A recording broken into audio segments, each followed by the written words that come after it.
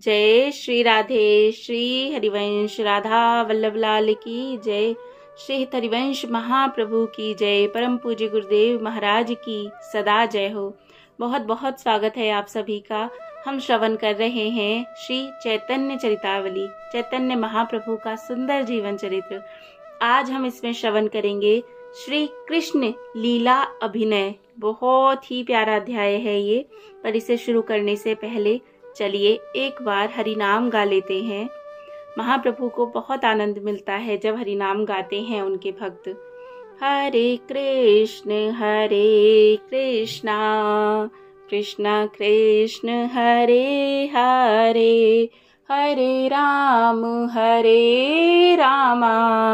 रामा राम हरे हरे, हरे कृष्णा राधे राधे। श्री कृष्ण लीला अभिनय। तो चलिए शुरू करते हैं। यदि एक शब्द में कोई हमसे भक्त की परिभाषा पूछे तो हम उसके सामने लोक बाह्य इसी शब्द को उपस्थित कर देंगे। इस एक ही शब्द में भक्त जीवन की, भक्ति मार्ग के पवित्र पथ के पथिक की पूरी परिभाषा परिलक्षित हो जाती है। भक्तों के सभी कार्य अनोखे ही होते हैं। उन्हें लोक की परवाह नहीं। बालकों की भांति वे सदा आनंद में मस्त रहते हैं। उन्हें रोने में भी मजा आता है और हंसने में भी आनंद आता है। वे अपने प्रियतम की स्मृति में सदा बेसुध ही बने रहते हैं। जिस समय उन्हें कोई अपने प्यारे प्रीतम की दो चार उल्टी सीधी बातें सुना दे, आहा, अब तो उनके आनंद का कहना ही क्या। उस समय तो उनके अंग प्रत्यंगों में सभी सात्विक भावों का उदय हो जाता है। यथार्थ स्थिति का पता तो उसी समय लगता है। आइए प्रेमावतार श्री चैतन्य के शरीर में सभी भक्तों के लक्षणों का दर्शन करें। जय हो।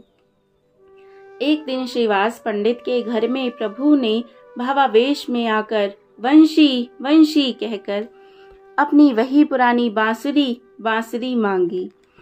कुछ हंसते हुए श्रीवास पंडित ने कहा, यह बांसुरी कहाँ? यहाँ पर तो कोई बांसुरी नहीं।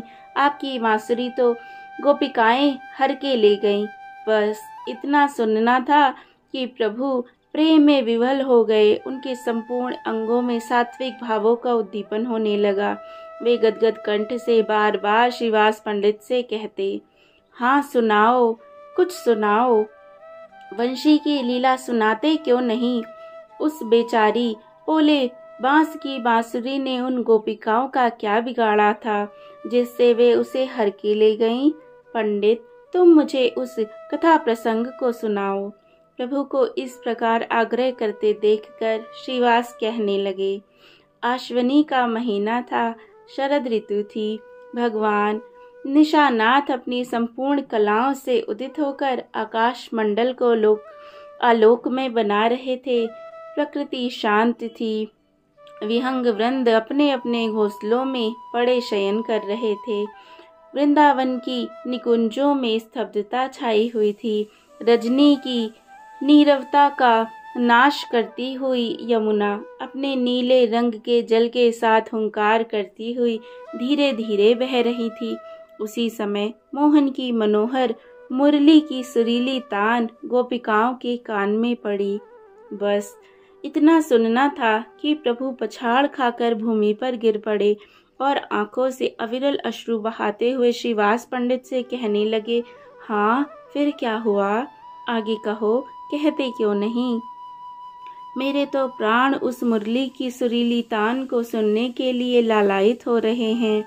श्रीवास फिर कहने लगे, उस मुरली की ध्वनि जिसके कानों में पड़ी, जिसने वह मनमोहनी तान सुनी, वही बेसुध हो गई।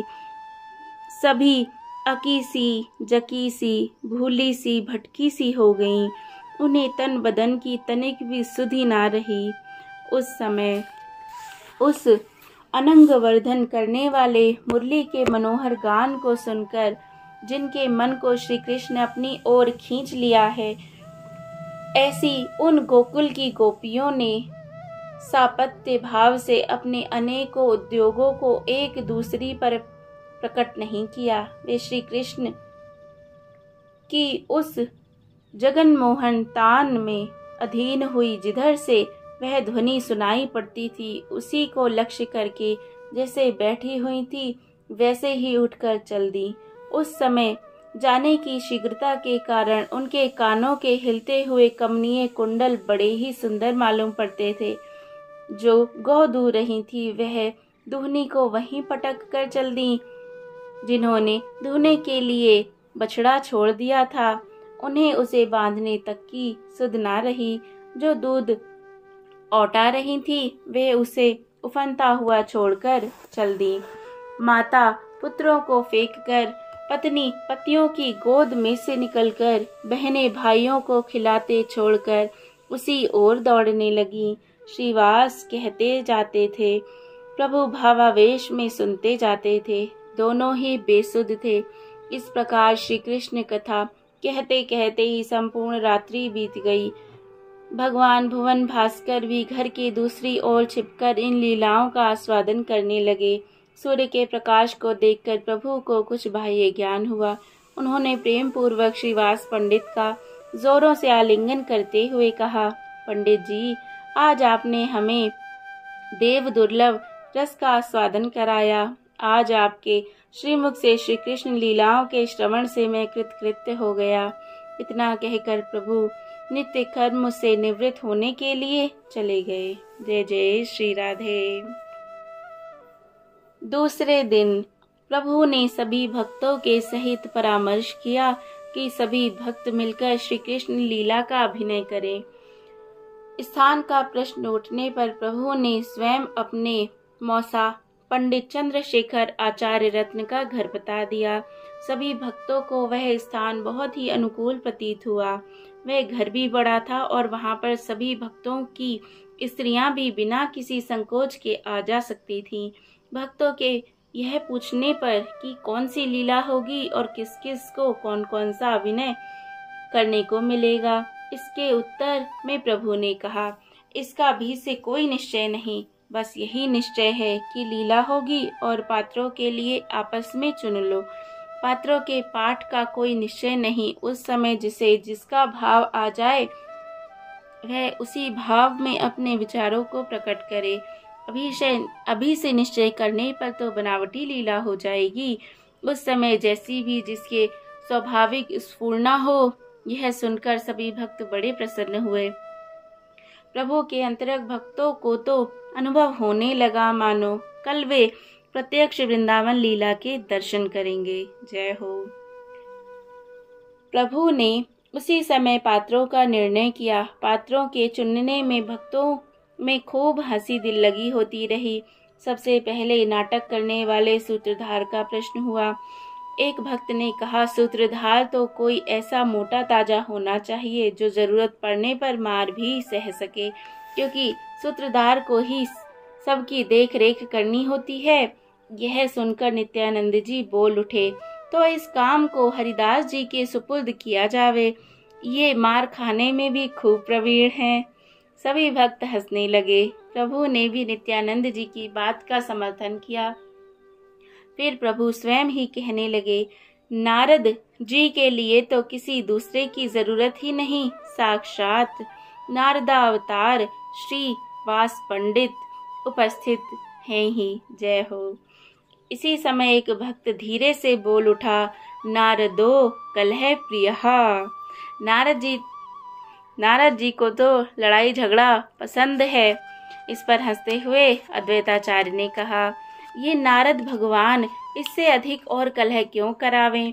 आज नवद्वीप में जो इतना कोलाहल और हो हल्ला मच रहा है, इसके आदि कारण तो ये नारदावतार श्रीवास महाराज ही हैं। जय जय जय जय।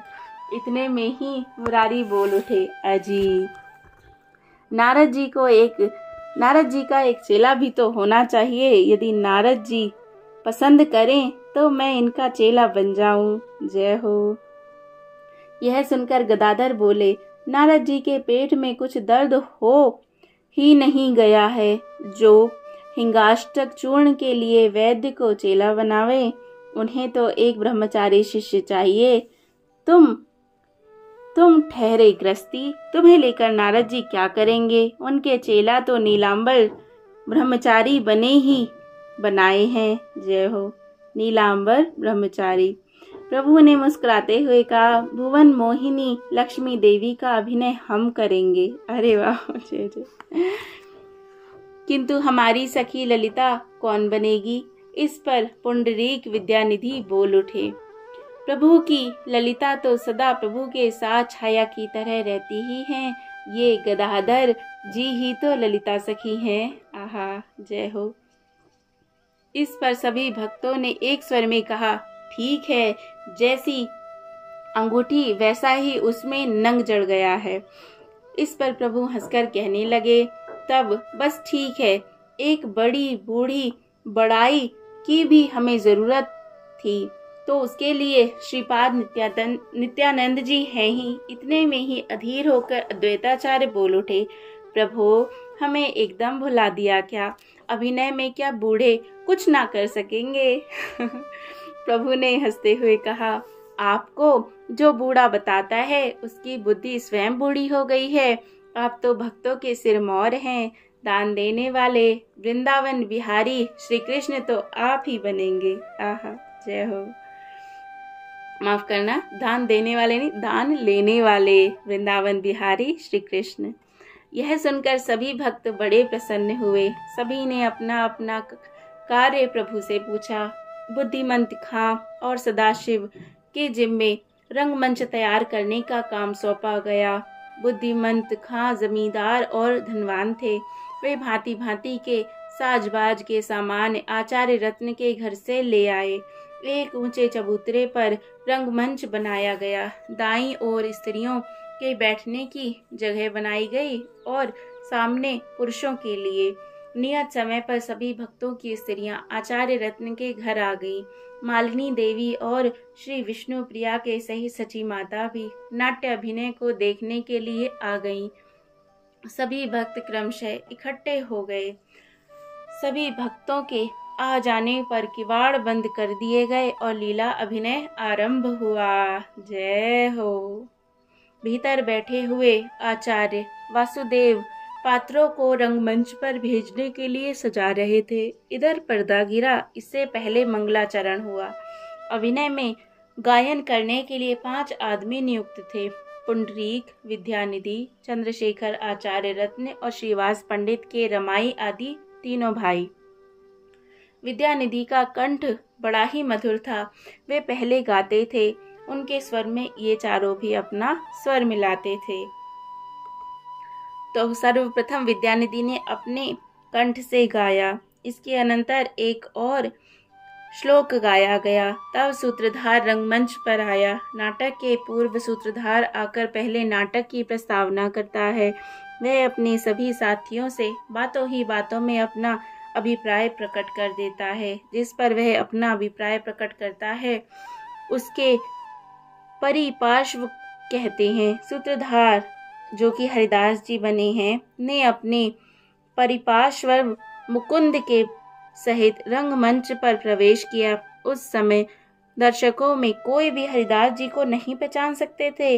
उनकी छोटी छोटी दाढ़ों के ऊपर सुंदर पाग बंधी हुई थी। वे एक बहुत लंबा सा अंगरखा पहने हुए थे और कंधे पर बहुत लंबी छड़ी रखी थी।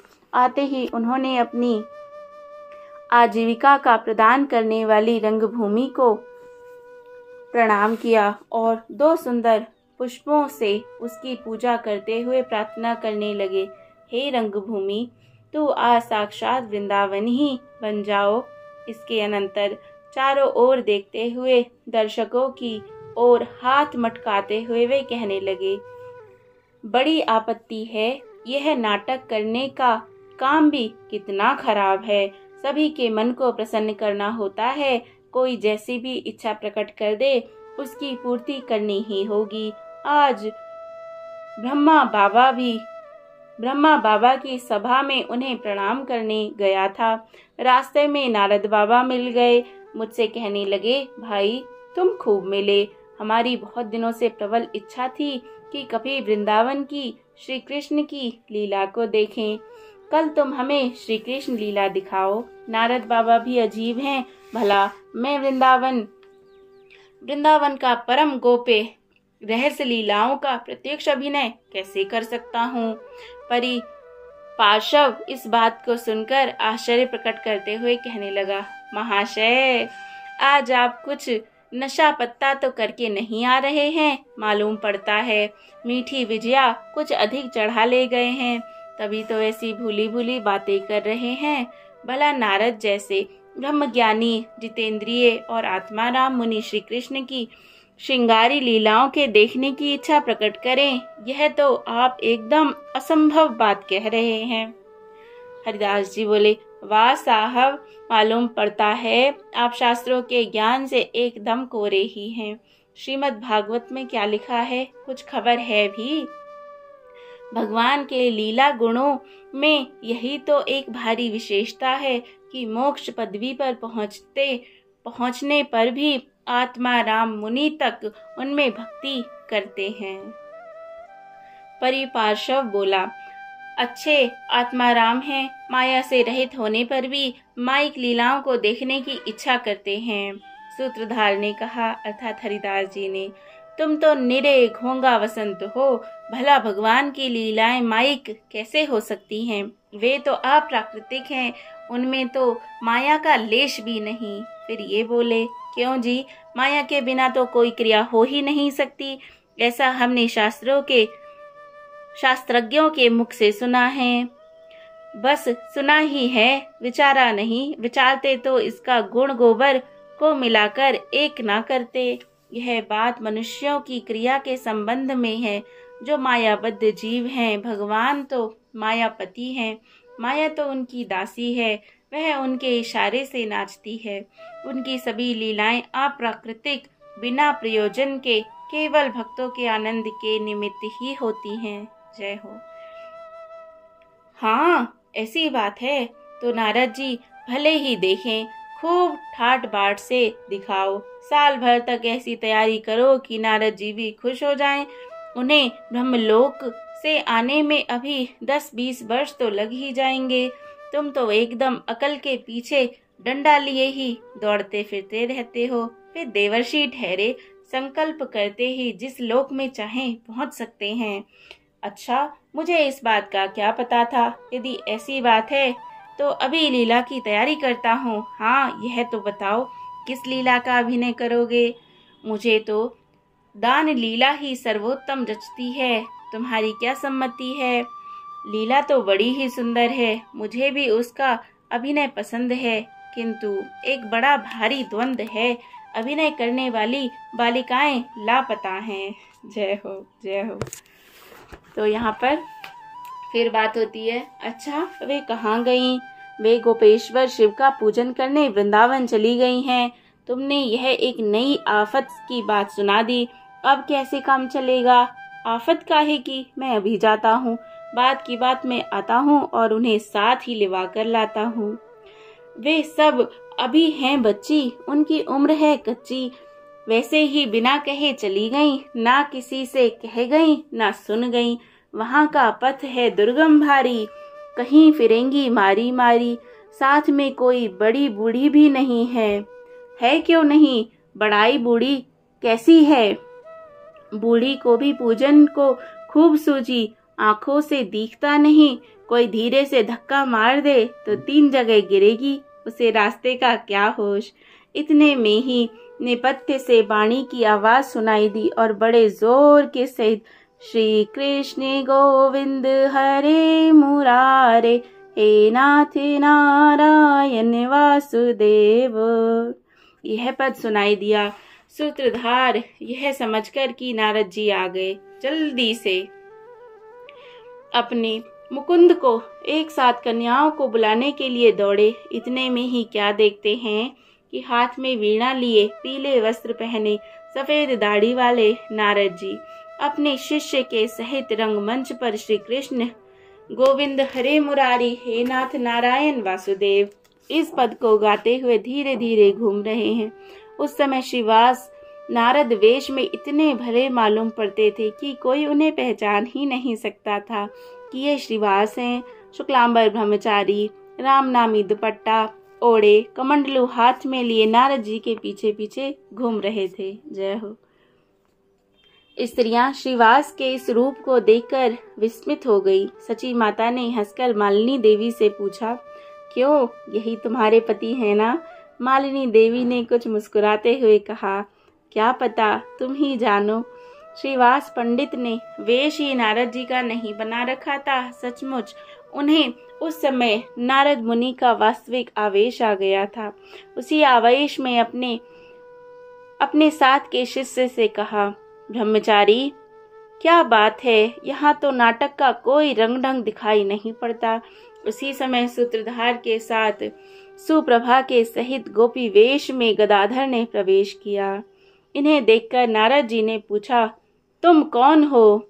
भगवन, हम ग्वालिनी हैं, वृंदावन में गोपेश्वर भगवान के दर्शन के निमित्त जा रही हैं। आप महाराज कौन हैं और कहाँ जा रहे हैं? नारद जी ने कहा, मैं श्री कृष्ण का एक अत्यंत ही अकिंचन किंकर हूँ। मेरा नाम नारद है।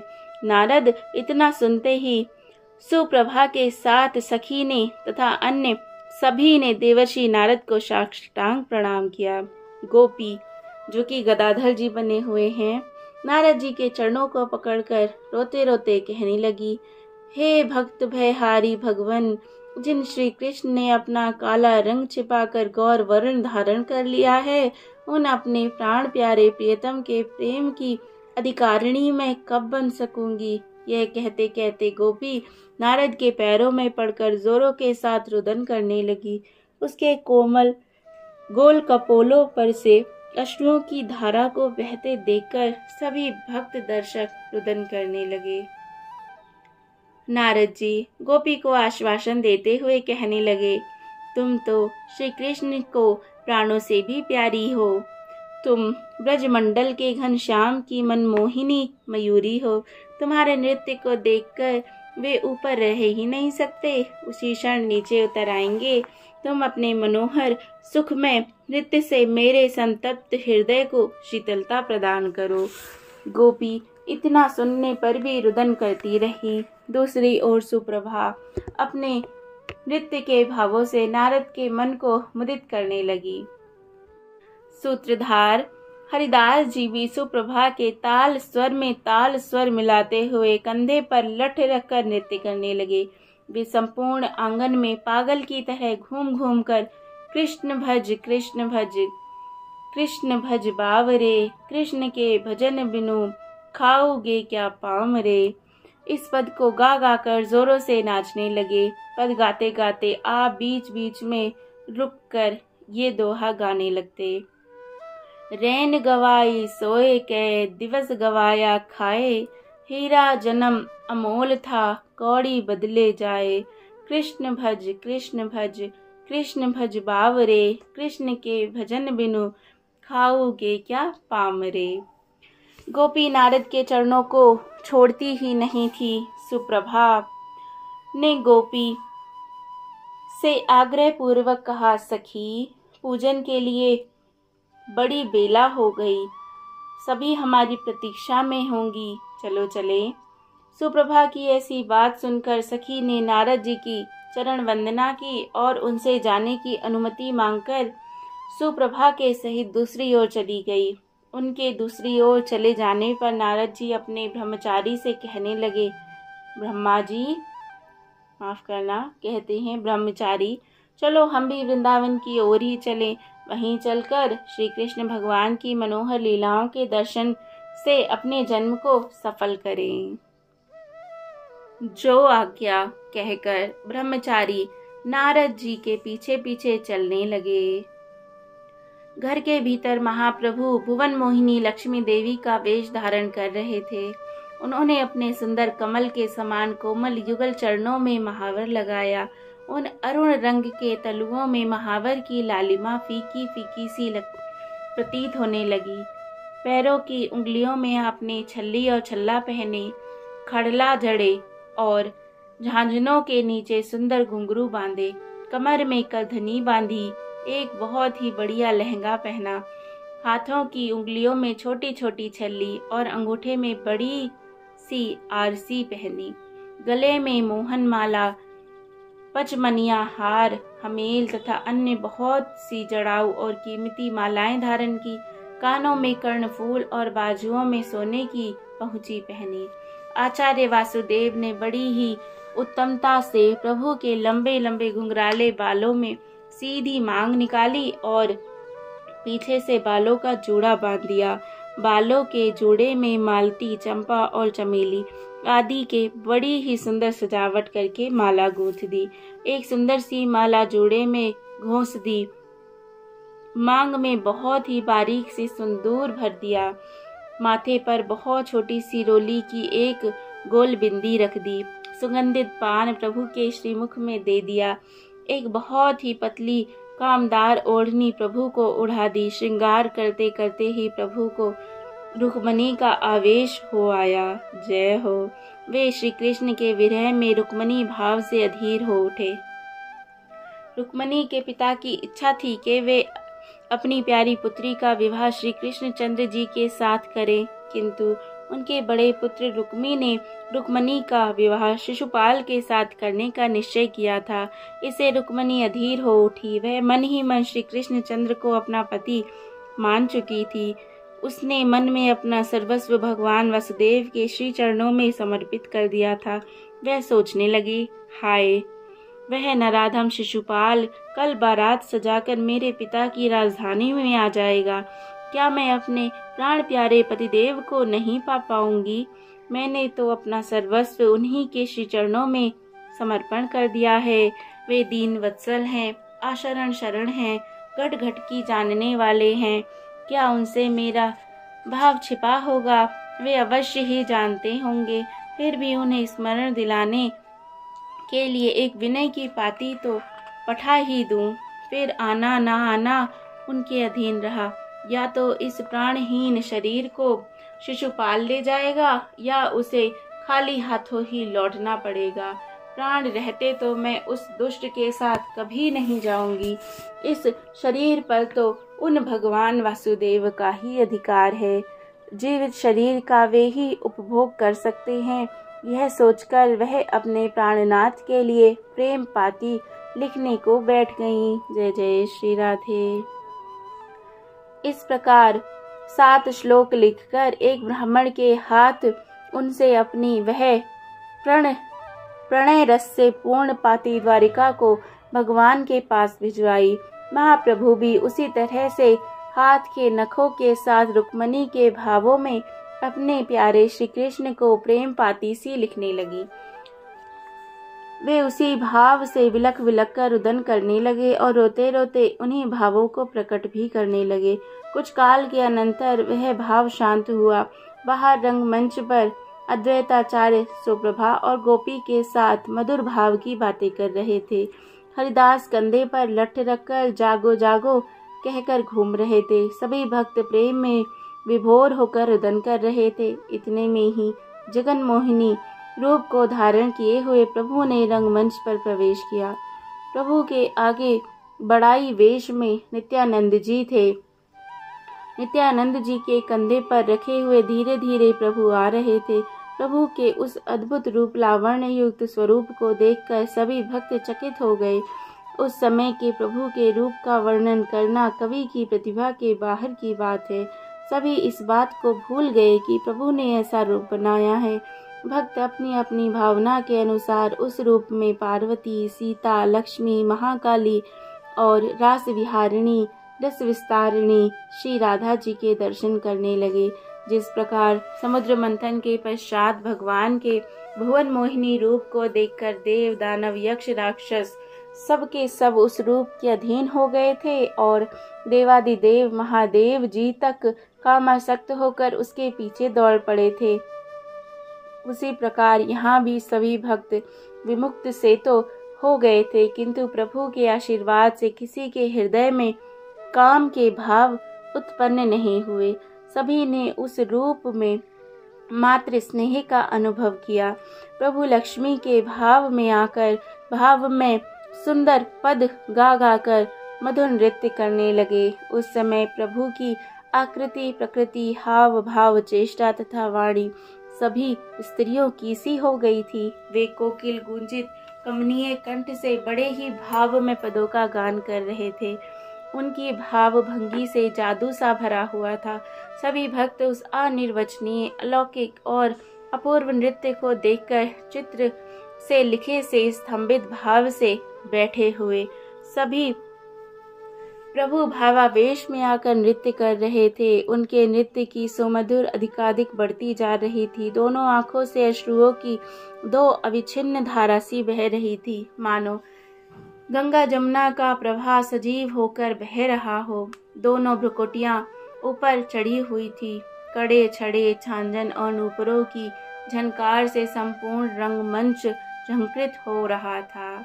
प्रकृति स्तब्ध थी, मानो वायु भी प्रभु के इस अपूर्व नृत्य को देखने के लालच से रुक गया हो। भीतर बैठी हुई सभी स्त्रियां विस्मय से आंखें फाड़ फाड़ कर प्रभु के अद्भुत रूप लावण्य की शोभा को निहार रही थीं। जय हो। उसी समय नित्यानंद जी बड़ाई के भाव को परित्याग करके श्री कृष्ण भाव से क्रंदन करने लगे। उनके क्रंदन को सुनकर सभी भक्त व्याकुल हो उठे और लंबी लंबी सांसें छोड़ते हुए सब के सब उच्च स्वर में गा उठे। हा गौर, हा कृष्ण कहकर रुदन करने लगे। सभी को रुदन ध्वनि से चंद्रशेखर का घर गूंजने लगा। संपूर्ण दिशाएं रोती हुई सी मालूम पड़ने लगी। भक्तों को व्याकुल देखकर प्रभु भक्तों के ऊपर वात्सल्य भाव प्रकट करने के निमित्त भगवान के सिंहासन पर जा बैठे। सिंहासन पर बैठते ही संपूर्ण घर प्रकाशमय बन गया, मानो हजारों सूर्य, चंद्र और नक्षत्र एक साथ ही आकाश में उदय हो उठे हों। भक्तों की आंखों के सामने उस दिव्य लोक के प्रकाश को सहन न करने के कारण चकाचौंध सा छाया हुआ था। जय हो। प्रभु ने भगवान के सिंहासन पर बैठे ही बैठे हरिदास जी को बुलाया। हरिदास जी लठ फेंककर जल्दी से जगन माता की गोदी के लिए दौड़े। प्रभु ने उन्हें उठाकर गोद में बिठा लिया। हरिदास महामाया आदि शक्ति की क्रोड़ में बैठकर अपूर्व वात्सल्य सुख का अनुभव करने लगे। इसके अनंतर क्रमशः सभी भक्तों की बारी आई। प्रभु ने भगवती के भाव में सभी को वात्सल्य सुख का रसास्वादन कराया और सभी को अपना अप्राप्य स्तनपान कराकर आनंदित और पुलकित कराया। इसी प्रकार भक्तों को स्तनपान कराते कराते प्रातः काल हो गया। उस समय भक्तों को सूर्यदेव का उदय होना अरुचिकर सा प्रतीत हुआ। प्रातः काल होते ही प्रभु ने भगवती भाव का संवरण किया। वे थोड़ी देर में प्रकृतिस्थ हुए और उस वेश को बदलकर भक्तों के सहित नित्य कर्म से निवृत्त होने के लिए गंगा किनारे की ओर चले गए। चंद्रशेखर का घर प्रभु के चले जाने पर भी तेजों में ही बना रहा और वह तेज धीरे धीरे 7 दिनों में जाकर बिल्कुल समाप्त हुआ। आहा आहा, क्या सुंदर बात। इस प्रकार प्रभु ने भक्तों के सहित श्रीमद् भागवत की प्राय सभी लीलाओं का अभिनय किया। आहा, जय हो जय हो जय हो, सदा जय हो। कितना प्यारा अध्याय, कितना सुंदर। जय जय श्री राधे। श्री चैतन्य महाप्रभु की सदा जय हो। जय जय श्री राधे, जय जय श्री राधे श्याम।